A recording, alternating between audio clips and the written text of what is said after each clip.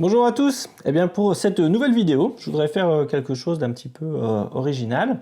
Je voudrais revenir en fait sur un article que j'ai fait paraître sur mon blog numafishing.com. Excellent blog, je vous conseille d'aller le voir, même s'il n'est pas souvent mis à jour, mais enfin, c'est pas tous les jours qu'on a quelque chose d'intéressant à dire.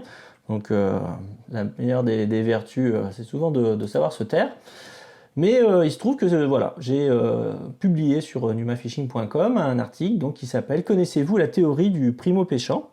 Alors c'est sûr que c'est pas un article très fédérateur, les gens préfèrent avoir des tutoriels parfois lénifiants malheureusement sur de la technique de pêche, ce que je peux comprendre, moi aussi j'aime bien apprendre des choses sur la pêche. Bon, mais là, il s'agit quand même voilà, de quelque chose avec beaucoup plus de réflexivité et puis qui touche un sujet qui passionne moins les pêcheurs, à savoir la question de l'augmentation ou du décroît des ventes de cartes de pêche et des éventuelles solutions que l'on pourrait trouver à ce problème. Et j'en reparle dans cette vidéo parce que d'abord, je pense que le support vidéo est souvent plus consensuel désormais, malheureusement, que le support scriptural. Il y a peu de gens qui lisent désormais, bon, c'est comme ça.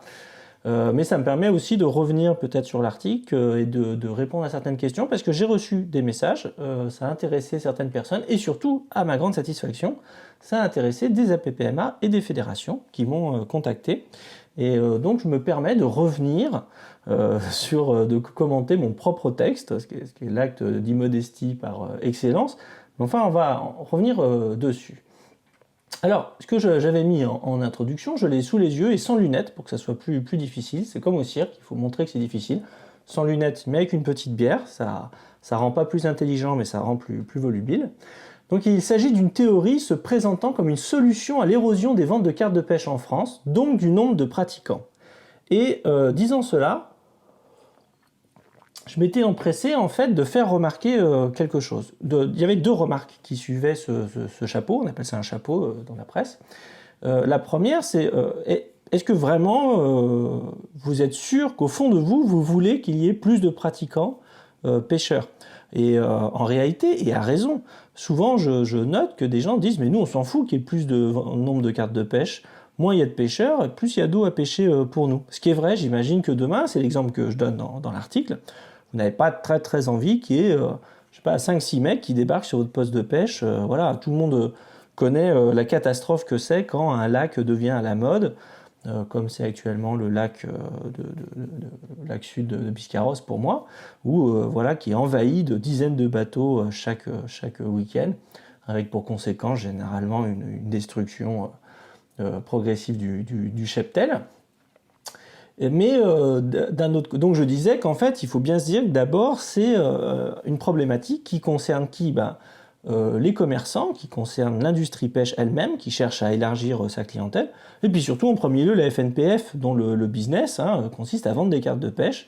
C'est, on peut dire, une collecte d'impôts aujourd'hui, le permis de pêche. Et donc c'est vrai qu'on pourrait se dire, mais on s'en fout que il y ait plus de cartes de pêche vendues. Et ce que j'ai essayé d'expliquer dans cet article, c'est qu'il y a des choses qui sont vraies au niveau individuel et fausses au niveau collectif, et que c'est pas toujours facile à comprendre. Je vous donne un exemple, par exemple, les gens vont vous dire ouais mais si tu te bouges le cul, tu peux trouver du boulot et tout ça. Alors c'est vrai au niveau individuel, par exemple, mais au niveau collectif c'est faux parce que ça ne crée pas d'emploi, c'est-à-dire que vous prenez juste la place de quelqu'un d'autre. Aujourd'hui, en France, en gros, il y a 300 000 postes vacants à la louche et 6 millions de chômeurs. Bien sûr, si vous vous démenez, vous pouvez peut-être faire partie des gens qui vont s'emparer d'un des 300 000 postes vacants, mais ça ne changera rien au fait qu'il n'y aura toujours que 300 000 postes vacants. Donc, en fait, la motivation individuelle pour trouver du travail est vraie, elle est véritablement efficiente pour trouver du travail, mais elle est aussi fausse et inefficace au niveau collectif. C'est la différence entre l'individuel et le structurel. Donc j'avais commencé par essayer d'expliquer ça, mais j'ajoutais immédiatement que quand même, justement, si au niveau individuel, on n'a pas tellement intérêt à ce qu'ils se vendent plus de cartes de pêche demain, au niveau collectif, en tant que groupe, en tant que champ, c'est aussi un mode défensif très important pour nous que nous soyons très nombreux. Aussi longtemps que l'on représentera dans un marché libéral comme le nôtre, une importante part de marché, c'est-à-dire qu'on sera de très nombreux pratiquants, centaines de milliers, peut-être des millions de pêcheurs, eh bien c'est la meilleure défense que l'on ait contre les animalistes, dont on a déjà parlé dans un autre live, mais aussi d'autres écologistes de salon qu'on peut trouver à droite à gauche. Donc on peut se poser la question de quand même essayer de se dire, voilà, il est quand même important que l'on garde un réservoir de pêcheurs important en France, de manière à pouvoir continuer tout simplement à pêcher. Alors, j'avance sur mon article, donc ça c'est ce que je viens de vous expliquer. Donc voilà, collectivement, j'avais pris un autre exemple. Alors voilà, un patron aura tout intérêt à ce que ses employés soient très mal payés, afin de dégager de la plus-value, évidemment, ça c'est le marxisme de base. Mais collectivement, les patrons ont tout intérêt à ce que les salariés, parce qu'ils sont aussi des consommateurs, obtiennent des niveaux de salaire élevés pour les salariés. Parce que, évidemment, c'est ce qu'on appelle le pouvoir d'achat, même si bon, c'est une expression qui est devenue presque une prénotion et qu'il faudrait un jour interroger, mais enfin, ce n'est pas le sujet de l'article. Mais vous voyez qu'une proposition peut être à la fois vraie et fausse, selon la modalité d'où on l'examine, et pas simplement le point de vue, c'est pas simplement une question de point de vue.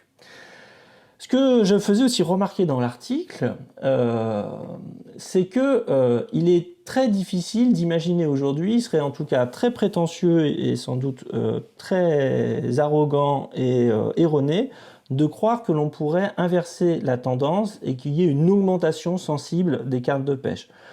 Cela, je ne dis pas que ça ne peut pas arriver, mais en fait ça serait peut-être pas très bon signe, ça veut dire qu'on aurait atteint déjà une sorte de plancher et qu'il y aurait une sorte de rebond du fait qu'il serait difficile de descendre plus bas. Par contre, ce à quoi on peut réfléchir à mon avis, c'est à la diminution de l'érosion de la vente de cartes de pêche, et c'était ça l'objet véritablement de l'email, de l'article, pardon.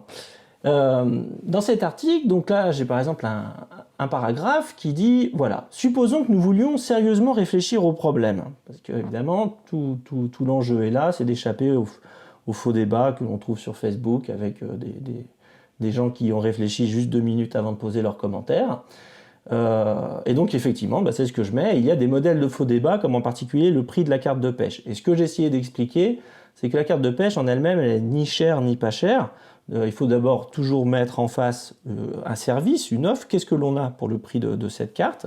Si pour 100 €, on avait des rampes de mise à l'eau de partout, des bateaux à louer pas cher, financés par une partie de ce permis, et puis évidemment du poisson à pléthore, on trouverait ça pas cher.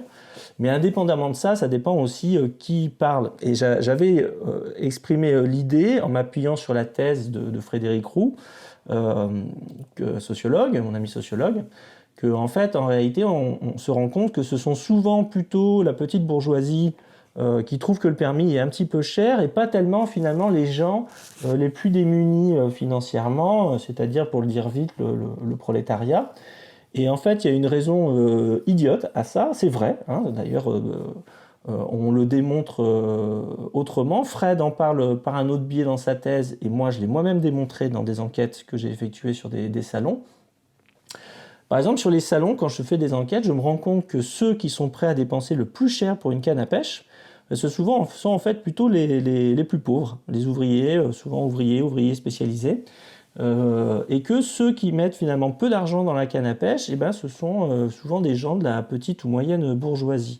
Et c'est un peu cet effet-là que je voulais expliquer sur la carte de pêche, et ça s'explique assez facilement, c'est que souvent, par exemple, un ouvrier spécialisé, quelqu'un, disons, qui gagne moins que le salaire médian, c'est-à-dire à peu près 1 700 € par mois, aura tendance en fait à n'avoir qu'un seul loisir, par exemple la pêche, et donc à y investir tout son argent. Ce qui fait qu'en réalité, chaque achat va donner lieu à un panier moyen assez important. Alors que par exemple, pour les gens de la petite bourgeoisie, dont je suis par exemple, la pêche, c'est qu'une activité parmi d'autres. Moi, par exemple, mon goût pour la philosophie me coûte très très cher chez Vrin en particulier, chez certains éditeurs, mais il y a toutes les activités culturelles des villes de commandement dans lesquelles je me trouve, comme Bordeaux, où on va au théâtre, moi j'aime bien l'opéra par exemple, on va aller au restaurant entre amis et tout ça. Et donc en fait, comme la pêche vient s'ajouter à un train de dépenses déjà important, eh bien, ce permis, ces 100 balles-là, ils viennent s'ajouter à d'autres dépenses et donc devient relativement assez cher finalement. Donc ça n'a rien à voir, il n'y a pas de cherté de la carte de pêche dans l'absolu, ou même relativement aux moyens de chacun. C'est pas du tout la question, ça n'a même rien à voir avec l'inflation. De toute façon, la carte augmente moins vite que l'inflation de toute manière, mais les salaires aussi. Donc vous voyez, les deux arguments sont nuls. C'est-à-dire que quand la FNPF nous dit que la carte de pêche augmente moins vite que l'inflation, elle oublie de préciser que les salaires ne sont plus indexés sur l'inflation, donc de fait, elle augmente plus vite que les salaires. Donc il faut aussi arrêter de dire n'importe quoi, mais dire n'importe quoi est devenu la grande spécialité de la FNPF. Et c'est pour ça que je me propose de temps en temps d'écrire un article qui essaye de remettre les pendules à l'heure. Donc après, je rentre quand même dans mon sujet, qui est qu'est-ce que la théorie du primo-pêchant? Et donc, ça revient à ce que je disais, donc de tous ces constats, là plutôt scientifiques et non pas empiriques dans le sens de l'illusion empirique de ce que l'on croit voir autour de nous, donc en particulier de la thèse de Frédéric Roux, il s'agit donc de repérer ce qu'il faut faire, non pas en fonction d'un comportement idéal. Rappelez-vous l'intervention de Roustan dans le Fishing Club. En fait, lui, sa conclusion, c'est que la faute revenait aux pêcheurs qui devaient changer leur attitude. Voilà, bon, ce qui est évidemment ridicule et absolument coupable comme remarque. Et puis surtout, c'est absolument scientifiquement complètement dérisoire comme approche. Pour le dire vite, par exemple, moi je suis un marketeur, je fais du marketing. Le marketing a connu deux grands moments. Je dirais qu'elle a eu un moment philosophique avec l'école de Francfort, où en fait on pensait que l'on pouvait changer le marché, que le marketing allait modifier le comportement des gens. Et puis il y a eu un deuxième mouvement, donc ça c'est les gens qui vous disent qu'il faut changer le marché, modifier le marché. En réalité, le marketing n'a pas le pouvoir de modifier le marché. Ce sont, pour vous le dire vite, les objets techniques qui ont ce pouvoir-là, comme par exemple les smartphones ou les ordinateurs. Mais après, il y a eu un deuxième moment qui, je dirais, est le moment scientifique du marketing, en particulier sociologique, où là, en fait, on essaye de repérer le comportement des consommateurs et de venir insérer les produits qu'on propose dans ces comportements déjà établis, sans chercher à les modifier. Bon, c'est une parenthèse un petit peu technique, un peu longue, mais tout ça pour vous dire que cette théorie du primo-pêchant, elle s'appuie d'abord sur un constat. C'est qu'est-ce qu'un pêcheur? Quelle est la trajectoire d'un pêcheur? Et dans dans la thèse de Frédéric Roux, même si elle date maintenant un petit peu, parce que Frédéric est quasiment au crépuscule de sa vie maintenant, il y est dit, et d'ailleurs je précise mutadis mutandis, mutadis mutandis c'est une locution latine pour dire en changeant ce qu'il faudrait changer, qu'un pêcheur est un homme, car oui la pêche est genrée, contrairement à ce que beaucoup prétendent, entre 30 et 40 ans, donc c'est-à-dire que ce n'est pas un retraité, comme dit Fred, en fait il se trouve que les retraités, dans l'article je remets un lien d'ailleurs vers une interview de Fred Roux que je vous invite à voir. En fait les retraités, ce qu'il y a c'est qu'ils sont très visibles, donc on a l'impression qu'on a beaucoup, mais en fait statistiquement c'est plutôt entre 30 et 40 ans qu'on est à la pêche. Alors pourquoi ces gens deviennent des pêcheurs ou redeviennent des pêcheurs justement à 30 ans? C'est qu'en fait, ils ont connu dans leur enfance, en tout cas avant l'adolescence généralement, un véritable contact avec l'eau et en particulier la pêche. Et c'est là où les écoles de pêche ont un rôle fondamental à jouer. Et ça, on s'en doutait déjà un petit peu. Mais là, on le comprend mieux. C'est-à-dire qu'on imagine mal quelqu'un qui a 30 ans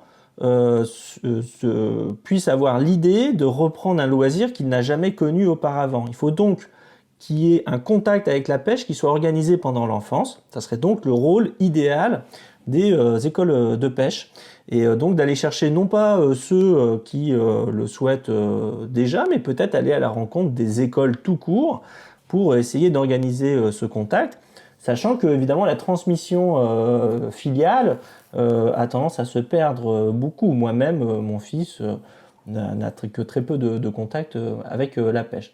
Et donc c'est un gars qui a eu un contact pendant son enfance avec la pêche, et puis qui, vers 30 ans, va se décider à s'y remettre. Alors pourquoi il s'y remet? Par exemple, on sait aujourd'hui que c'est vers 35 ans qu'on se met à haïr son job. Je ne sais pas si vous avez vécu ça, mais enfin, vous voyez, on est en plein dedans. D'un coup, voilà, ton patron te casse les couilles, ta femme et la vie de famille, ça saoule un petit peu. Donc, on a besoin de s'aérer, de retrouver la solitude peut-être du bord de l'eau, de retrouver évidemment des sensations de l'enfance. C'est très très important une fois arrivé à l'âge adulte, surtout quand on a un petit coup de déprime.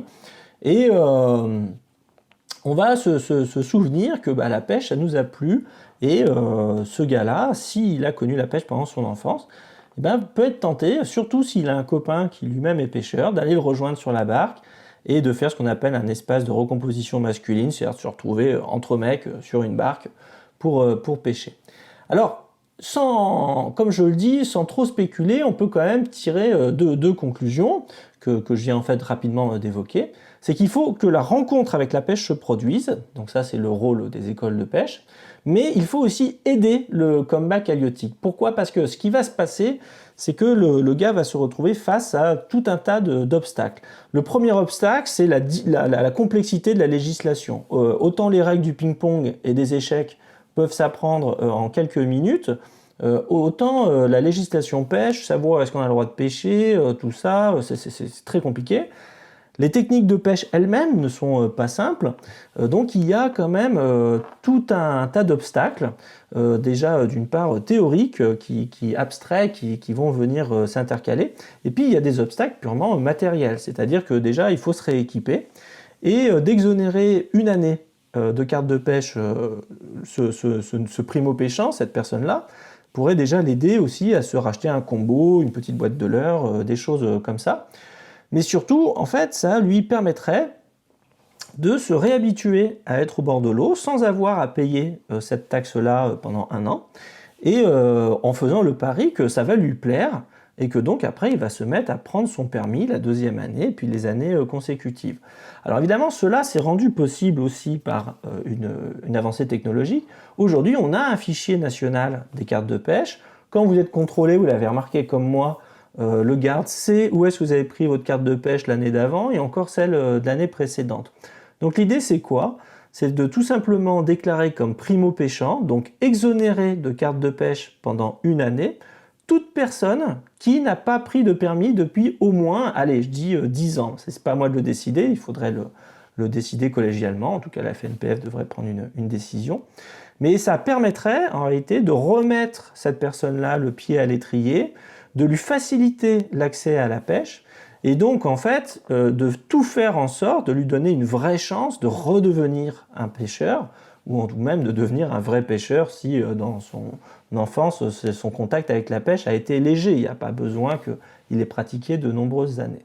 C'était donc le sujet de cet article-là, et je le mettrai le lien en commentaire de cette vidéo, mais il y a ici un sujet de discussion, et je serais ravi d'en discuter avec vous en commentaire de cette vidéo ou ailleurs, quand par exemple on pourra reprendre les salons. Sur ce, je vous souhaite une très bonne fermeture les gars, puisque là maintenant c'est le moment où justement sur les réseaux sociaux, vous allez être tous comme ça sur les nerfs au moindre truc parce que vous pouvez pas aller à la pêche.